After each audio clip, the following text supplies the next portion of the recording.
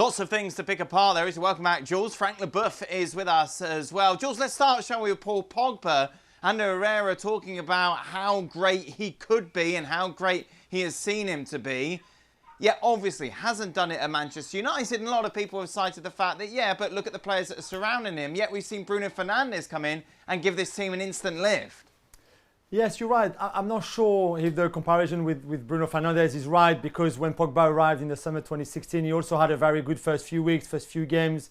And that came on the back of the Euros with France as well, where he went all the way to the final and had very short holidays. So, of course, there was some highs, and we've seen him with some really good performances, but also a lot of lows and the injuries, but not just the injuries. I don't think the environment was really right for Paul at Manchester United. The changes of managers, the players that he played with as well, the bit of a mess inside the club. And it's a real shame, because I think, like Anders said, he has the potential to be the best midfielder in the world. There's nothing that he cannot do on the football pitch, but it has to be the right environment for him to thrive as well. As a football fan, Frank, we want to see players at their very best, and watching Paul Pogba when he's bossing midfield is a great spectacle, but we just haven't seen it enough, have we, at Manchester United?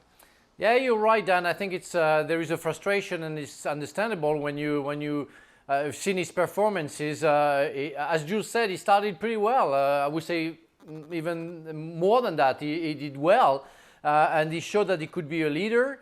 But I think that there is a lack of consistency in his game. No doubt that he's a fantastic player. He showed it at Juventus, and he showed it, as I just said at the beginning, when he joined Manchester United.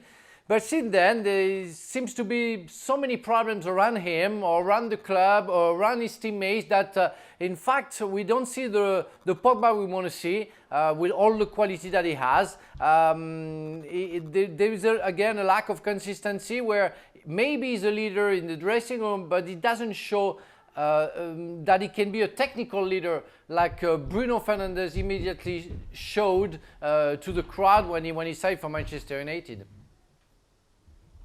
Meanwhile, what an indictment it is on Neymar's career so far at PSG that the big headline from what Herrera had to say was that he's happy now.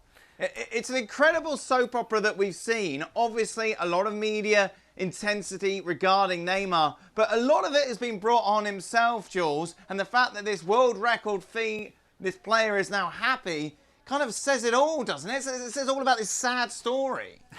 You're right. 2.5 years, a little bit more than 2.5 years after he joined Paris. And let's remember, he wanted to leave Barcelona to come to Paris. He's the one who made the first step for that move to happen by picking his phone and calling Nasser Al-Khelaifi, the PSG chairman. So you're right, there's been a lot of issues when he arrived. I think obviously there was the two big injuries in January and February of his two first seasons that prevented him from playing in the key matches, especially in the Champions League after Christmas.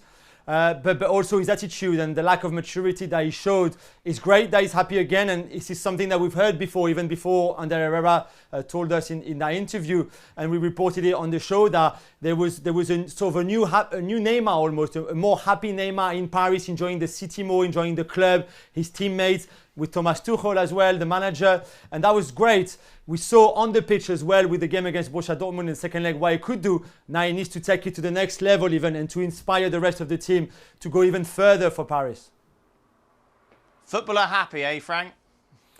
Yes, but I don't know if it's even the truth. I mean, what do you expect from Herrera? Do you think Herrera will say, no, I'm not happy, Neymar is not happy, I think Neymar's going to leave, Neymar is not a good player? Of course, he's going to say nice things, and maybe, and sure, well, let's say surely it's true, but we don't really care. I don't care if Neymar is happy.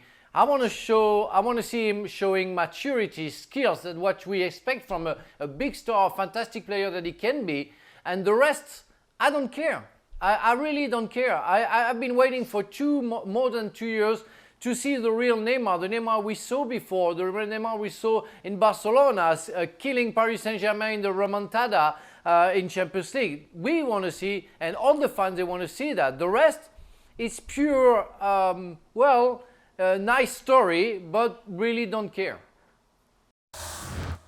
Thanks so much for watching ESPN on YouTube. And for more sports highlights and analysis, be sure to download the ESPN app. And for premium content and live streaming, subscribe to ESPN Plus.